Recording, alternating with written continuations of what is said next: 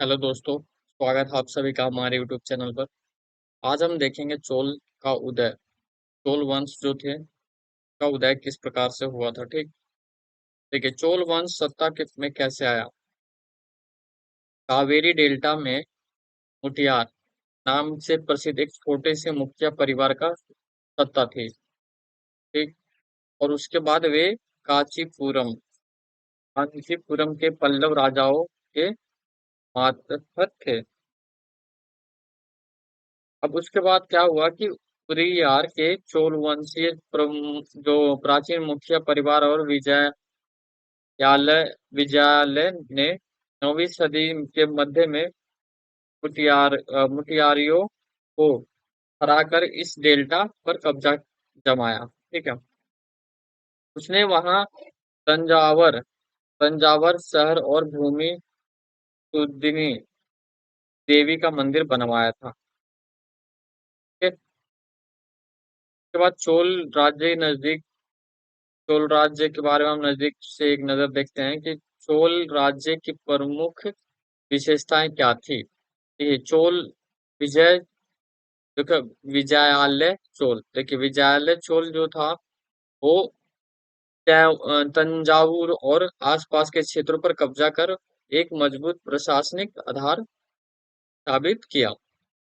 आसपास के क्षेत्रों पर कब्जा करके, ठीक है, उन्होंने तंजावुर में और क्या क्या निशुभानुदिनी देवी का मंदिर बनवाया जो आज भी एक महत्वपूर्ण ऐतिहासिक स्थल है। ठीक, और क्या है राजा चोल। यहाँ पर क्या है कि 1985 में राजा बने राज राज ठीक है, राज चोल ने साम्राज्य के इस प्रशासनिक को सुसंगठित किया और दक्षिण में पांडे और उत्तर में पल्लव इलाकों और उसके साम्राज्य में शामिल किया। वे अपने सैन्य अभियानों और प्रशासनिक सुधारों के लिए प्रसिद्ध हैं। राजेंद्र चोल राजेंद्र चोल ने क्या किया कि राज के पुत्र राजेंद्र चोल ने साम्राज्य की सीमाओं को और भी बढ़ाया। ठीक, क्या किया कि उन्होंने सीमाओं को और भी विस्तृत किया, बढ़ाया। उन्होंने गंगा घाटी, श्रीलंका और दक्षिण पूर्व एशिया जैसे देशों पर आक्रमण किए। ठीक, उसके बाद राजेंद्र चोल ने एक प्रभावशाली जल सेना का निर्माण भी किया। ऑलराइट, इसमें उसका साम्राज्य समुद्री मार्गों पर भी नियंत्रण स्थापित कर सका। समझ में आ गया आपको। भव्य मंदिर और कांस्य मूर्ति कला, यहाँ पर हम बात करेंगे भव्य मंदिर और कांस्य मूर्ति कला के बारे में। देखिए मंदिर स्थापत्य,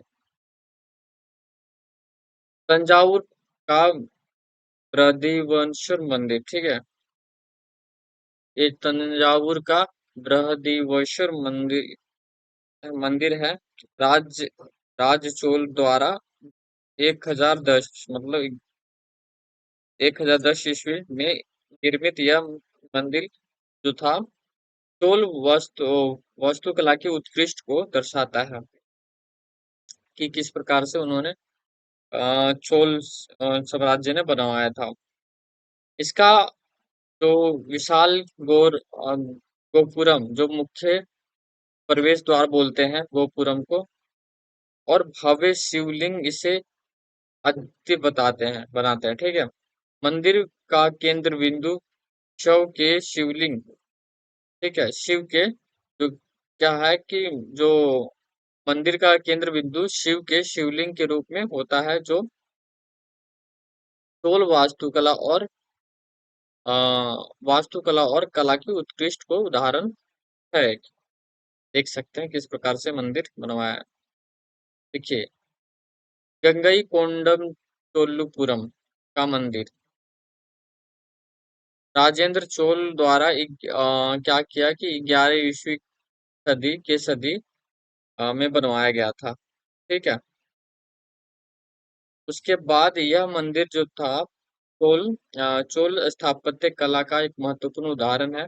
इसे गंगई कोंडिचोलेश्वर मंदिर के नाम से भी जाना जाता है। यह मंदिर चोल साम्राज्य के समृद्धि और सामरिक, ठीक है, सामरिक शक्तियों का प्रतीक है।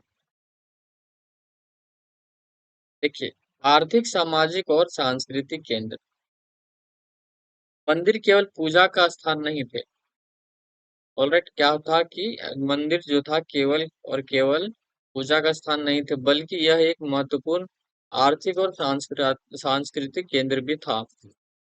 अब इन मंदिरों ने स्थानीय कला और शिल्प को प्रोत्साहित किया, जिससे मंदिरों के आसपास के लोग जैसे पुरोहित, संगीतकार और नृत्यक और अन्य विशेषज्ञों को रोजगार मिला। ठीक, इससे क्या हुआ कि जो मंदिर जो थे, ये केवल और केवल एक, ऐसा नहीं कह सकते हैं कि ये पूजा का ही स्थल था। इनसे क्या हुआ कि मंदिरों के आसपास के लोगों को जैसे पुरोहित, संगीतकार और नृत्यक और अन्य विशेषज्ञों को रोजगार मिला, ताकि वहाँ पर किस प्रकार से जो पुरोहित होते थे उनको, पंडितों को किस प्रकार से उनको रोजगार मिला, को पूजा पाठ करने, देख रेख करने के लिए, संगीतकारों को गान बजान करने के लिए त्योहारों के अवसर पर, है ना, नृत्यक जो डांस कला, डांस करते थे, और अन्य विशेष रोजगार मिला। और क्या है, मंदिरों की भूमि, भूमि से प्राप्त होने वाली उपज का मंदिर के रख रखाव और इन था। से मंदिर एक संपन्न और सक्रिय सांस्कृतिक केंद्र बन गए। आ गया कांस्य मूर्ति कला। कांस्य मूर्ति कला की बात करें तो काल की कांस्य प्रतिमाएं विशेष प्रशंसा की जाती है। इसे इन मूर्ति, नटराज, नटराज देखिए का मूर्ति इन्होंने बनाया था। काल की नटराज की प्रतिमाएं अत्यंत प्रसिद्ध है। आपने देखा होगा कि है वो नटराज उन्हें बोला गया है ना। कुल कांस्य मूर्ति कला और अद्वितीय तकनीकी तकनीकी और कलात्मक कौशल ने उन्हें विश्व का सबसे उत्कृष्ट कांस्य कला में लाया। आ गया का निर्माण तलवार कला के माध्यम से किया जाता था। कृतियों का जो स्थान था वो क्या था कि तलवार की कला के माध्यम से किया जाता था। और इनमें कांस्य क्या करता था, मोम के साँचे में डाला जाता था। मोम के साँचे में डाला जाता था, जिस प्रकार की विस्तृत और सुंदर मूर्ति संभव। ऐसा नहीं, पहले ये क्या करते थे कि कांस्य क्या करते थे, साँचे में क्या होता था,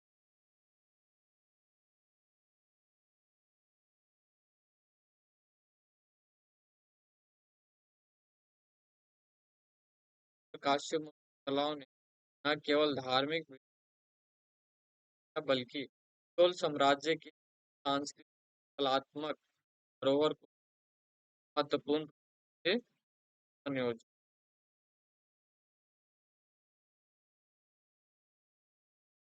चोल साम्राज्य के समय में और सिंचाई के क्षेत्र में कई महत्वपूर्ण विकास हुए, और जिनकी बदौलत उनकी अर्थव्यवस्था और साम्राज्य की समृद्धि संभव हो पाई। कावेरी नदी और उनकी शाखाओं, इन प्रक्रियाओं को महत्वपूर्ण भूमिका निभाई। प्रमुख हम देखते हैं क्या भूमिका निभाई और सिंचाई के विकास में। कावेरी नदी और उनके शाखाएं, जलवायु और उपजाऊ, क्या था कि जलवायु और उपजाऊ मिट्टी, कावेरी नदी शाखाएं बार बार बार खींचती है, ठीक। बार बार पानी खींचती है, जिससे किनारों पर उपजाऊ मिट्टी जमा होती है, ठीक है। बार बार क्या करते, कावेरी ने खींचती रहती है, ऊपर नीचे होता रहता है, उधर लगती रहती है, ठीक है, इसे। यह मिट्टी चावल और अन्य फसलों का आदर्श आर्द्रता का योगदान क्या क्या। देखिए, शाखाओं का पानी फसलों के लिए आवश्यक है, सब जानते हैं। जो भी प्रकार का जो पौधा होता है, पेड़ होता है, फसल होता है, तो उसमें हमें पानी की बहुत ही ज्यादा, पानी नहीं तो उसका जीवन आर्द्रता प्रदान करता है, ठीक है। क्या करता है, शाखाओं का पानी फसलों के लिए आवश्यक आर्द्रता प्रदान करता है, जो इस कर चावल की खेती की होती है। अब देखिए, ये विकास, जंगलों की सफाई और भूमि का सम सम कहा था कि देखिए, कृषि का विकास कैसे होगा, जंगलों की सफाई और भूमि का समतलीकरण। मतलब समतलीकरण क्या होता है कि बराबर, बराबर में जब तक उसको नहीं करेंगे, मतलब एकदम बिल्कुल, अगर हम ऊंचा खावड़ ऐसे इस तरीके से रहेगा, पत्थर रहे पथरीला रहेगा, तो उनकी खेती नहीं हो पाए। तो समतल करना भूमि को होती है एक एक तरीके से इसका विकास हो सकता है। अच्छा, कृषि के लिए के विस्तार के लिए जंगलों का साफ सफाई किया गया और जमीन को समतल किया गया। इससे क्या हो, अधिक भूमि के लिए उपलब्ध हो। डेल्टा क्षेत्रों में तटबंध, डेल्टा क्षेत्रों की बात करें तो वहां पर बाढ़ को के तटबंध बनाए गए और खेत तक पानी पहुंचाने के लिए घरों का निर्माण किया गया। इससे भूमि सिंचाई और उपज में सुधार हुआ। सिंचाई का उपयोग की बात करें हम, और सरोवर, सरोवर सिंचाई के लिए किए गए और विशाल सरोवर बनाए के बारिश का पानी इकट्ठा किया। लोगों में कृत्रिम सिंचाई की व्यवस्था सुनिश्चित, विभिन्न सिंचाई परिस्थितियों की बात करें। अब क्या, कृत्रिम सिंचाई के लिए कई परिस्थितियां बनाई गई हैं, जो विभिन्न क्षेत्रों में वर्ष भर खेती की जा सके। फसल चक्र, फसल चक्र आप जानते हैं विकास होता है, द्विफसली, एक से एक ही बार में दो कृषि को उपजाए, दो ही जा सकते हैं, द्विफसली वो। कई क्षेत्रों में एक साल में दो फसल हो जाती थी, इससे भूमि का उपजाऊ उपयोग और उत्पादन बढ़ाया जा सकता। एक ही साल में मतलब दो फसलें, इस तरीके से कि मान लीजिए एक साल कोई 6 महीना, ठीक है, उसके बाद 6 महीने, फिर मान लीजिए धान की खेती हो गई, बाद गेहूं तरीके से ये है ना। इन उद्योगों ने न केवल चोल साम्राज्य की खेती को बढ़ावा दिया, बल्कि अपने सामाजिक और आर्थिक जीवन को आरोप के चलते चोल साम्राज्य एक मजबूत और समृद्ध समाज के रूप में उभरा, जिनका प्रभाव इस समय के बाद भी देखा गया। राज्य और साम्राज्य का प्रशासन की बात करें तो गांव और प्रणाली, गांव की बात करें तो किसान की बच्चियों को उर कहा जाता था, ठीक है? जो किसान की जो बच्चियां थी, क्या कहा जाता था, खेती के माध्यम से समृद्ध हो गई थी। नाड़ू, नाड़ू गांव के समूह कहा जाता था, ये समूह नाड़ू कहा जाता था। गांव के किसान के गांव के नाड़ू प्रशासनिक कार्यों की जैसे न्याय दे, और अन्य मतलब कर वसूलने का निभा केंद्रीय और स्थानीय शासन। धनी किसान का भूमिका धनी किसान की बात करें, केंद्रीय चोल सरकार के अधीन नाडु के कामकाज में नियंत्रण रखते थे। वे देलन ठीक है, तीन राजाओं की सेवाओं में लगे किसान और आरडीआर प्रधान जैसी उपाधि दी गई। ब्राह्मणों की भूमिकाएं ब्राह्मणों की भूमिकाएं की गई थे। कावेरी घाटी और दक्षिण भारत के अन्य हिस्सों में ब्राह्मण बस्तियों की देखरेख जैसी ब्राह्मण स्वामी की सभाओं द्वारा की जाती थी। ब्राह्मण सेवाएं क्या करते थे? ये संगठन और कार्यप्रणाली। ब्राह्मण सभाएं कुशलता पूर्वक प्रशासनिक कार्य करती थी। शिलालेखों में दर्ज दो मंदिरों की पत्थर दीवारों पर भी स्थित हैं। चोल साम्राज्य का प्रशासन अत्यंत कठिन था। इससे क्या होता, जिसमें गांव से लेकर केंद्रीय सरकार तक एक प्रणाली थी, जहां इस प्रणाली के प्रमुख बिंदु दिए गए हैं। देखिए, गांव और नाड़ू प्रणाली उर गांव को हमने बोला ना कि जो किसान हुआ करते थे, और नाड़ू उनके ग्रुप को समूह को एक किसान बस्ती है उसको थे सिंचित खेती के माध्यम से सिद्ध हो है। नाड़ू गांव का समूह, ये समूह नाड़ू कहा जाता था। कार्य जैसे न्याय देना और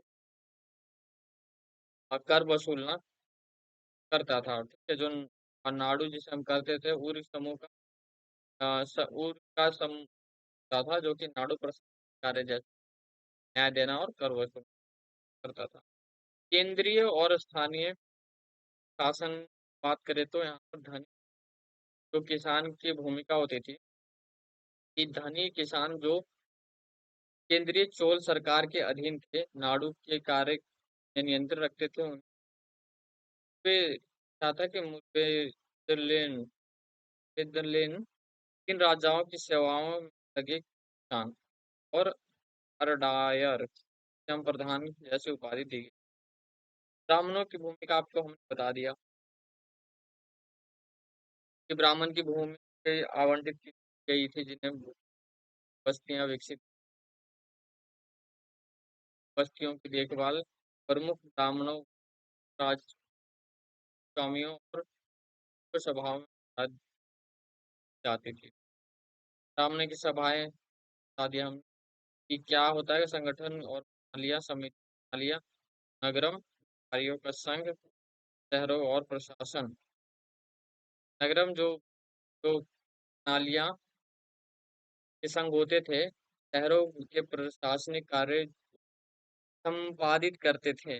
वे संघ स्थानीय व्यापार और आर्थिक का समन्वय करते थे। Thank you so much.